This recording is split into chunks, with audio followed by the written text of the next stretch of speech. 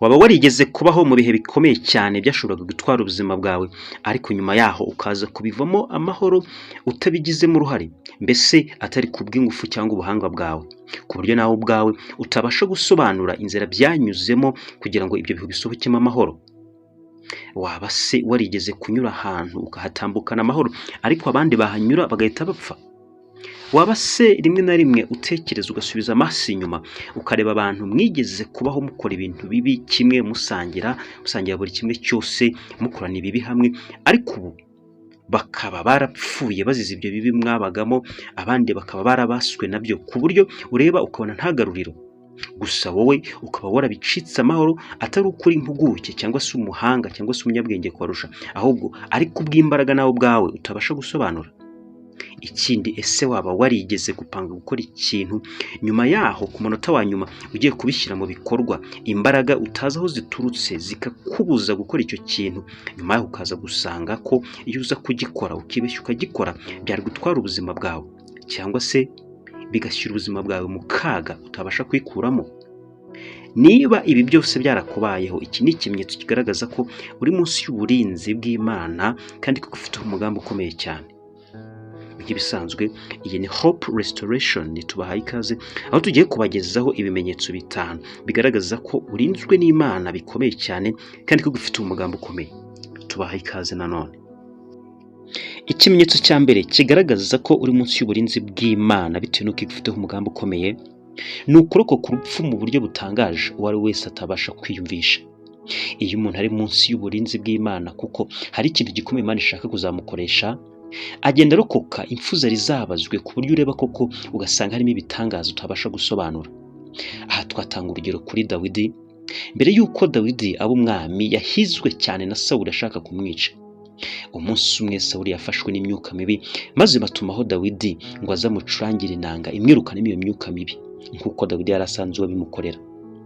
Ubwo Dawidi yari arimo gucuranga iyo nanga, Sawuli yahise afata icumu aritera Dawidi mu buryo Dawidi nawe atabashaga gusobanura, ararikwepa, rifata urukuta, rirarupfumura, riraruhinguranya, maze Dawidi ariruka arahunga. Mu by'ukuri Dawidi yacitse iri cumu rya Sawuli kubw'uburinzi bw'Imana, kuko yari imufiteho umugambi ukomeye wo kuzaba umwami w'Abisirayeli agasimbura Sawuli. Byashoboka ko nawe byakubayeho ukarokoka urupfu mu buryo bw'igitangaza utabasha gusobanura. Urugero, impanuka ikomeye yatwaye ubuzima bw'abantu benshi mwari kumwe, ariko wowe ukayirokoka. Intambara se yishe benshi mwanganaga, ariko wowe ukaba warayirokotse. Amarozi wahawe ukayanywa, ariko ntagire icyo gutwara, n'ibindi byinshi cyane. Niba byose byarakubayeho, menya ko Imana igufiteho umugambi ukomeye cyane, akaba ariyo mpamvu iguhozaho uburinzi bwayo ngo itaguhomba, itaragukoresha icyo yaguhamagariye. Bityo rero nawe icyo usabwa ni uko yegera ukayiha, ikakuyobora, ikagukoresha icyo yaguhamagariye. Ikimenyetso cya kabiri kigaragaza ko uri munsi y'uburinzi bw'Imana kuko igufiteho umugambi ukomeye, ni ukwemera kuyoborwa n'Imana mu byo ukora byose. Iyo urinzwe n'Imana mu buryo utazi, utabasha nawe gusobanura, wiyumvamo ko ugomba kuyoborwa n'imbaraga y'Imana mu byo ukora byose. Utangira gusobanukirwa ko ubwenge bwawe budahagije kuba ufite aho bugarukira, bityo rero ukaba ukeneye ubwenge bundi burenze bw'Imana. Aha niho utangira kuyisunga, imishinga yawe yose ukayishyira mu maboko yayo, ubundi ikakuyobora uburyo uri bushyire mu bikorwa. Ibi bishimangirwa n'ijambo ry'Imana dusanga mu Migani ibice 3:5 kugeza ku 7. Haranditswe ngo, wiringire Uwiteka n'umutima wawe wose, wowe kwishingikiriza ku buhanga bwawe, uhora umwemera mu migendere yawe yose, ngo nawe azajya kuyobora inzira unyuramo. Ati, ntiwishime ubwenge bwawe, ujye wubaha Uwiteka kandi uve mu byaha.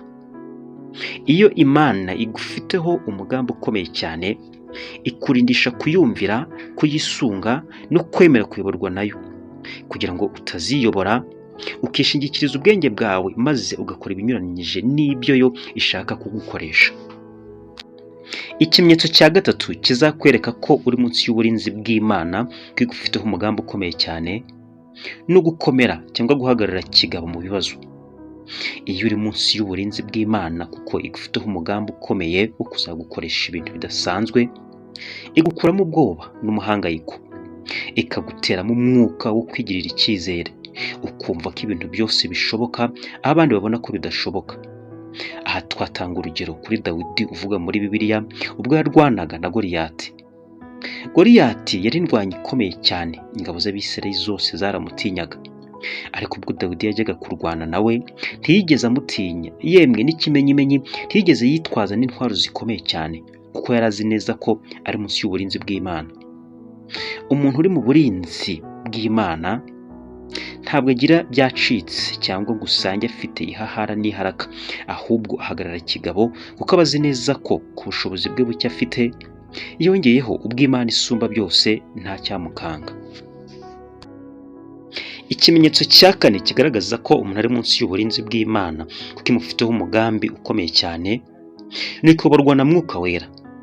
Umuntu Imana ishaka kuzakoresha imirimo ikomeye imurindisha Mwuka Wera, umufasha umuyobora mu myanzuro yose afata ndetse akanamumenyesha icyo Imana ishaka ko akora.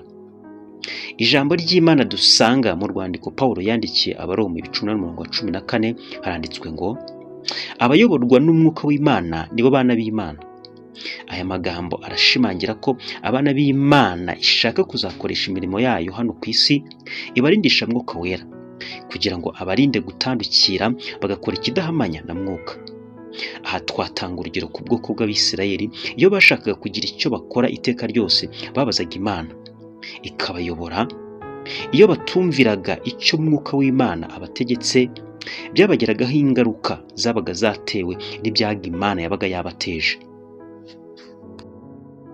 Ikimenyetso cya gatanu kigaragaza ko uri munsi y'uburinzi bw'Imana kuko hari ikintu kidasanzwe ishaka kuzagukoresha, ni ukuba hafi y'Imana.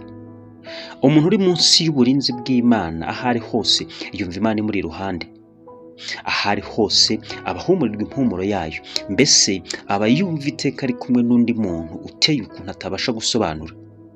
Ibi birashimangirwa n'amagambo y'Imana dusanga mu rwandiko Pawulo yandikiye Abaheburayo 13:5-6 haranditswe ngo ntimukagire ingeso zo gukunda impiya, ahubwo mujye munyurwa n'ibyo mufite, kuko ubwayo yavuze iti sinzagusiga na hato kandi ntabwo nzaguhana na hato. Nicyo gituma tuvuga dushize ubwoba tuti Uwiteka ni umutabazi wanjye, sinzatinya. Umuntu yabasha kuntwara iki? Aya ni amagambo y'Imana. Umuntu Imana ifiteho umugambi ukomeye cyane imurindisha presence yayo, akumva ko ahari hose afite umurinzi ukomeye umuhora iruhande. Ibi nanone birashimangirwa n'amagambo ya Dawidi yanditswe muri Zaburi ya 23:4. Haranditswe ngo naho nanyura mu gikombe cy'igicucu cy'urupfu sinzatinya ikibi cyose kuko ndi kumwe nawe. Aya ni amagambo y'Imana. Ibi nibyo bimenyetso bitanu bigaragaza ko uri munsi y'uburinzi bw'Imana kuko igufiteho umugambi ukomeye cyane. None rero urasabwa kugendera mu nzira nziza ukayiyoboka, ukayemerera ikagukoresha icyo yaguhamagariye, icyo yo ishaka ubwayo.